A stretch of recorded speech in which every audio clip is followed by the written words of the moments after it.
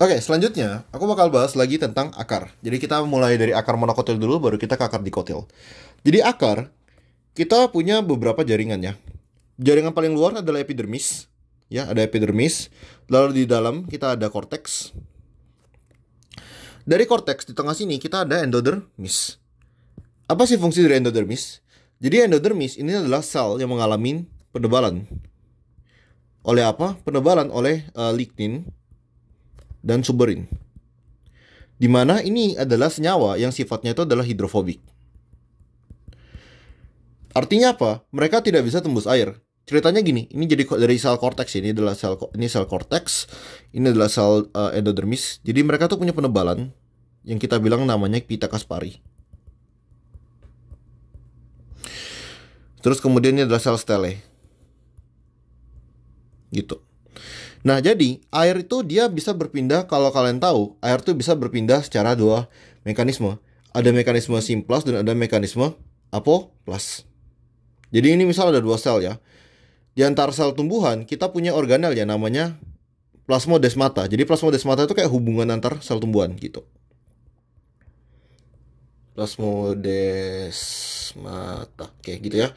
Nah, air itu bisa berpindah dari sel tumbuhan ke sel tumbuhan lain. Ini namanya simplas. Jadi dari bagian sitoplasma ke bagian sitoplasma lain. Air ini juga bisa melewati secara apoplas. Jadi apoplas itu ketika dia melewati dinding sel. Oke, jadi apoplas melewati dinding sel. Nah, tapi dinding sel kan terbuat dari selulosa dan lain-lain. Jadi dia itu dari polimer glukosa, di mana glukosa itu sifatnya polar. Sehingga air itu bisa larut gitu, bisa lewati dinding sel tumbuhan. Cuman ketika dia mencapai pita Kaspari karena sifatnya hidrofobik, dia tidak bisa dilewatin air. Jadi air yang bergerak secara apoplas itu tidak bisa lewat. Sehingga mau nggak mau air itu harus bergerak secara simplas untuk menuju ke stele. Jadi fungsi dari endodermis ini adalah untuk apa? Untuk dia memastikan regulasi zat yang bisa keluar masuk dari akar menuju ke stele.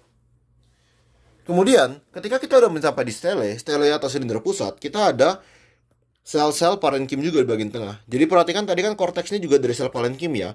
Kalau bagian tengah, sipit atau bahasa Indonesianya itu empulur. Empulur ini adalah bagian sel sel-sel yang merupakan sel parenkim, tapi sel parenkim di bagian tengah gitu.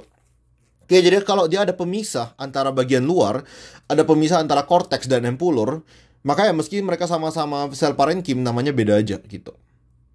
Kita bisa lihat nanti kalau misalnya di tumbuhan yang tidak ada pemisah ya, yang nggak ada misahin korteks dan empulur, semuanya kita bilang korteks. Contohnya nanti. Kemudian di sini kita ada silem. Perbedaannya, akar monokotil, perhatikan bahwa silem itu dia cuma ada di ujung. Silem itu tidak berdiferensiasi sampai tengah, oke? Coba perhatiin silem itu cuma di sini, di sini.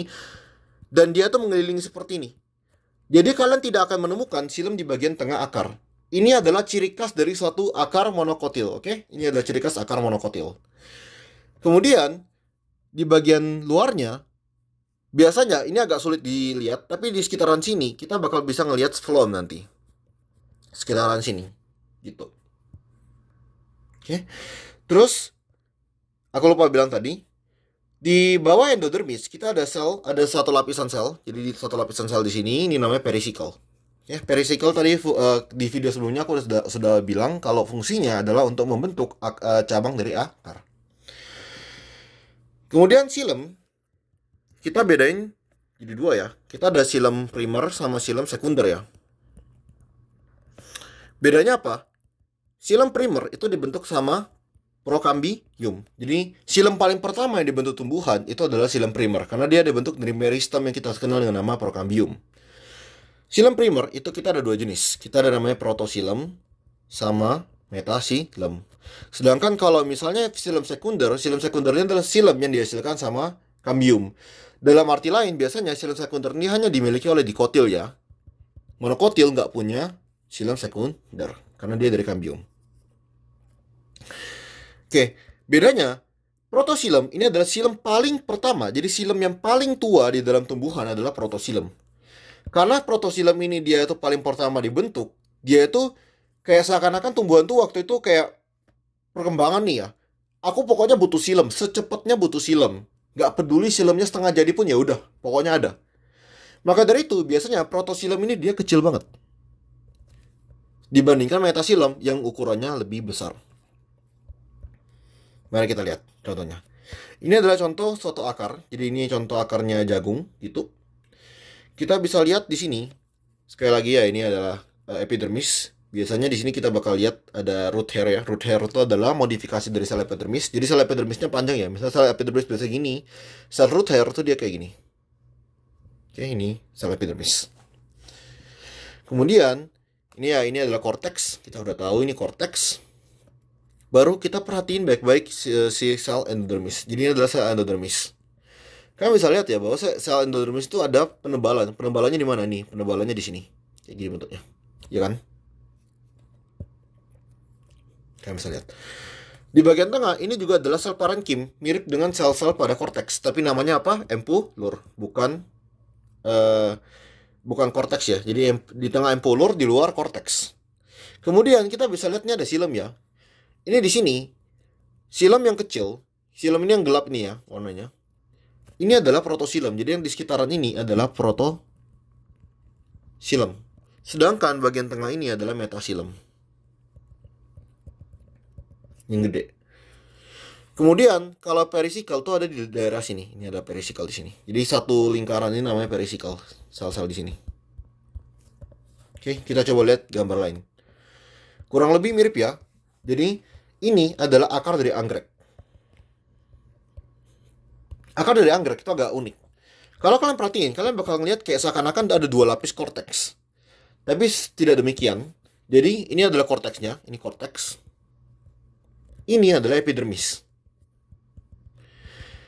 Bedanya, epidermis pada akar biasanya itu cuma satu lapis kayak gini. Satu lapis doang. Atau mungkin dua lapis, tiga lapis maksimal lah ya. Tapi epidermis pada anggrek itu dia khusus. Kita kenal dengan ini namanya filamen. Oke, jadi filamen itu adalah penebalan epidermis. Jadi epidermisnya berlapis-lapis. Gunanya untuk apa? Untuk menyerap air dari udara. Kalian tahu kalau anggrek itu kan epifit. Jadi anggrek itu kan dia tinggal menggantung. Dan terkadang anggrek itu nggak bisa dapat air. Air yang anggrek dapat, anggrek itu bisa menyerap air tuh dari udara langsung. Oke, dia bisa menyerap uap air yang ada di udara. Akibat siapa? Gimana mereka melakukan itu? Mereka ngelakuin dibantu oleh filamen. Jadi epidermis ini bantu menyerapkan air dari udara. Sekali lagi ini kurang jelas, tapi ya ini ada endodermis, ada perisikal, terus ada silem di tengah. Ada silem di bagian dalam. Perhatikan bahwa silem tuh nggak nyampe ke tengah ya. Silem tuh nggak nyampe ke empulur. Ini ada sayatan akar dari padi. Jadi padi itu kalau misalnya kita rendam di air, jadi ini yang terendam di air, ini yang tidak terendam. Dia bisa membentuk strukturnya seperti ini. Ini kita bilang namanya parenchyma. Parenchyma ini adalah ya ketika si sel-sel parenchymnya, si korteks, sel-sel parenchym pada korteks itu pada rusak. Mereka istilahnya bunuh diri, jadi mereka lisis, mereka hancur sendiri untuk menyimpan cadangan udara. Untuk apa cadangan udara? Kan sel akar itu juga butuh oksigen kan, gitu. Jadi ini ada parenchyma. Kita bisa lihat lagi, ya kurang lebih sama ya. Ini adalah metasilemnya, protosilemnya kurang lebih ya di sekitar sini protosilem, ada perisikal di sini, ini ada endodermisnya di sini, ini ada sel korteks, epidermis. Tengahnya ada parenchym. Ini ada satu irisan dari kayaknya jagung. Oke, lebih jelas lagi ini kita bisa lihat ya. Kita bisa lihat dengan jelas ya, ini gimana pita kasparinya, bentuk dari pita kaspari pada endodermis. Baru di bawah ini kita bisa lihat ya, sel-sel yang kelihatannya kayak sel parenchym ya. Ini kelihatan kayak sel parenchym. Ini adalah perisikal. Mungkin aku pakai highlight nih. Highlightnya terlalu besar. Nih. Nah, sel-sel yang di sini. Ini perisikal ya. Ini perisikal. Ini ada metasilem dan protosilem di sekitarnya. Oh ya, aku lupa jelasin. Phloemnya gimana phloem? Phloem itu agak sulit dilihat di sini. Ini phloem. Biasanya phloemnya aku kira-kira karena dia agak sulit dilihat ya phloem. Kemungkinan di daerah-daerah sini. Aku curiga nih phloem kayak gitu. Cuman kalau aku bilang jujur, kayak phloem tuh emang gak sulit diidentifikasi di tumbuhan. Nah, satu hal yang unik di sini kalian bisa lihat adalah ini di sini ada aktivasi dari perisikal. Jadi perisikal yang aktif dia akan tumbuh keluar dan dia akan membentuk apa? Akar lateral, akar cabang. Ini kita ada lebih jelas lagi ke dalam. Di sini endodermisnya nggak terlalu jelas ya, tapi ini harusnya ada endodermis di sini, tapi dia nggak terlalu jelas. Kemungkinan antara menurutku bisa jadi ini akar masih sangat muda ya. Kita bisa lihat bagian luarnya mengalami sedikit penebalan. Maka kemungkinannya adalah kolenkim ya. Jadi kayak si epidermisnya terdiri dari sel kolenkim gitu. Di sini harusnya ada endodermis tapi nggak terlalu jelas ya kan? Mungkin masih eh, belum terbentuk dengan benar ya gitu. Ini kita bisa lihat ini silemnya, metasilem, protosilem, silem, ini floemnya, floem dan seterusnya gitu. Oke, mungkin sekian akar monokotil.